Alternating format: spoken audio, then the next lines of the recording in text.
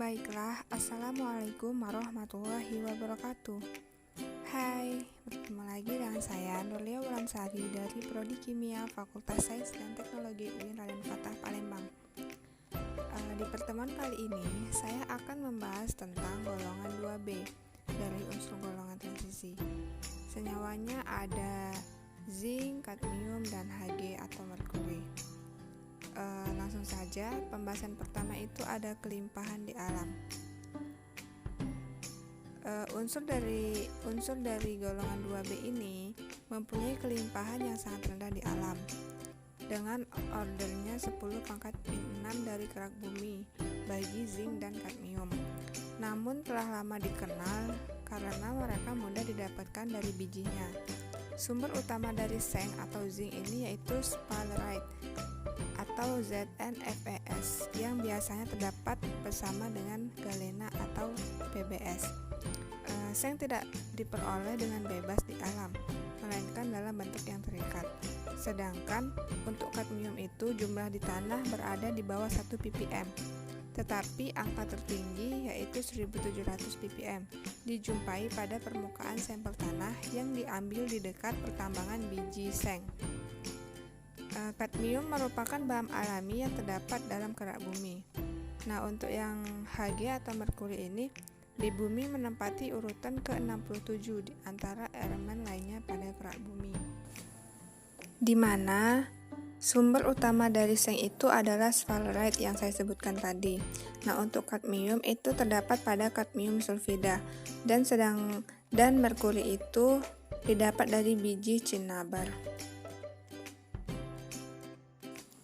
Lanjut ke pembahasan yang kedua, ada sifat fisika.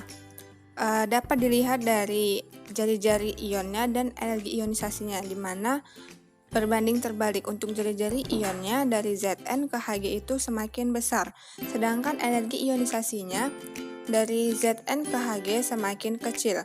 Hal ini dikarenakan dari Zn ke Hg ini jari-jari ionnya bertambah sehingga jarak inti ke kulit telur itu semakin jauh dan energi ionisasi yang diperlukan itu semakin kecil untuk melepas elektron. Nah, Zn ini berbentuk padat, berwarna abu-abu muda kebiruan dan memiliki warna nyala hijau keputihan. Untuk kadmium itu juga berwujud padat, penampilannya itu putih perak. Dan untuk Hg atau merkuri itu wujudnya cair, warnanya putih keperakan. Ketiga, ada sifat kimia. Yang pertama itu dari zinc. Zinc tidak dapat ditarik oleh magnet atau bersifat diamagnetik karena semua elektronnya itu telah berpasangan dengan struktur kristal heksagonal. Yang kedua, zinc ini mudah terkorasi pada udara yang lembab. Yang ketiga, kelarutan dalam air. Kelarutan logam zinc dalam air ini dipengaruhi oleh suhu dan pH. Pada pH yang cenderung netral, zinc tidak larut. Yang kedua ada merkuri atau Hg. Pertama, daya hantar listriknya yang tinggi. Kedua, itu bersifat diamagnetik atau tidak dapat ditarik magnet. Ketiga, merkuri larut dalam polar maupun tidak polar. Dan yang keempat, merkuri merupakan logam yang paling mudah menguap jika dibanding dengan logam yang lain. Karena penguapan dan toksisitas yang tinggi ini, air merkuri harus disimpan dalam kemasan tertutup dan ditangani dalam ruangan yang cukup pertukaran udaranya. Ketiga, ada kadmium. Pertama, kadmium tidak larut dalam basa. Yang kedua, kadmium ini merupakan logam yang cukup aktif. Dan yang ketiga, kadmium membentuk asap coklat CdO jika dipanaskan dalam udara terbuka. Terakhir, kadmium memiliki ketahanan korosi yang tinggi. Pembahasan keempat yaitu pembuatan. Pertama itu pembuatan dari zinc, Zn atau seng.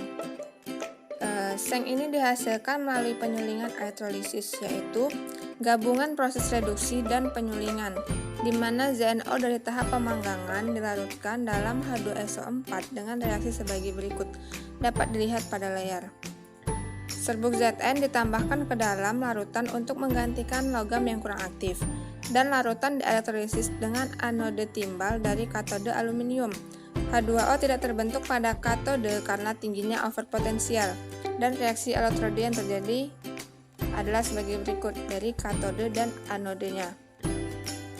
Dapat dilihat bahwa elektrolisis bersih Zn2+ itu direduksi menjadi logam seng yang murni. Kedua, ada pembuatan kadmium. Kadmium itu umumnya terdapat bersama-sama dengan Zn dalam bijinya, sehingga kadmium diperoleh sebagai hasil sampingan produksi seng. Karena titik didihnya rendah, kadmium dapat dipisahkan dari seng melalui penyulingan bertahap. Dalam metode reduksi elektrolisis dan penyulingan seng, maka sebelum terjadi reaksinya dapat dilihat pada layar, katode, anode, dan setimbangnya. Larutan yang mengandung Zn2+ diberi serbuk seng yang larut yaitu Zn2+, dan kemudian menggantikan Cd2+. Reaksinya yaitu Zn ditambah Cd2+, dan Zn2+ ditambah Cd. Nah, Cd ini kemudian disaring, dilarutkan dalam larutan asam dan dielektrolisis menghasilkan kadmium murni. Kadmium merupakan suatu hasil sampingan yang tidak banyak ragamnya dan biasanya dapat dipisahkan dari Zn dengan destilasi atau dengan pengendapan dari larutan sulfat dengan debu Zn. Terakhir ada pembuatan merkuri. Merkuri ini biasa dibuat dari pemanggangan dan pemurnian dari batuan cinnabar atau HGS yang dipanggang menghasilkan oksidasinya yang pada gilirannya terdekomposisi kira-kira 500 derajat Celcius. Air raksa akan menguap. Dengan reaksi HGS ditambah O2 menjadi Hg ditambah SO2. Proses lain untuk mengurangi emisi dari SO2 ini dengan memanggang HGS menggunakan Fe atau CaO. Dan reaksi yang terjadi yaitu HGS ditambah Fe menjadi FeS ditambah Hg. Dan 4 HGS ditambah 4 CaO menjadi 3 CaS tambah CaSO4 ditambah 4 Hg. Pemanggangan HGS ini tidak menghasilkan HGO. HGO tidak mantap pada suhu tinggi, mengurai menjadi Hg dan O2. Raksa dimurnikan dengan mereaksikannya dengan HNO3 aqueous yang mengoksidasi hampir semua pengotor. Hasilnya tidak larut atau mengembang ke permukaan cairan dan dapat diambil. Pemurnian terakhir adalah melalui penyulingan. Masuk ke pembahasan yang terakhir, ada manfaat. Pertama, dari zinc, melapisi besi atau baja. Yang kedua, zinc digunakan sebagai bahan baterai. Yang ketiga, untuk cetakan logam, penyepuhan listrik, dan metalurgi bubuk. Yang terakhir, zinc dalam bentuk oksida digunakan untuk industri kosmetik, plastik, karet, sabun, pigmen yang berwarna putih dalam cat dan tinta. Yang kedua, kadmium biasa digunakan sebagai bahan pewarna.